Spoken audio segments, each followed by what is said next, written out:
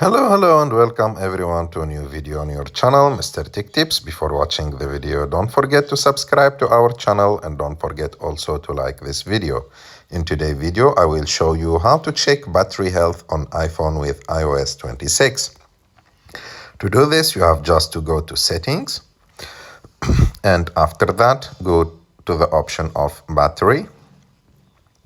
And after that, as you can see, there is an option called battery health, and as you can see, my battery health is normal. I have just to click on it, and as you can see, this is like the maximum capacity, the cycle count, and everything else like related to my battery. And the most important information is that your battery health should be normal.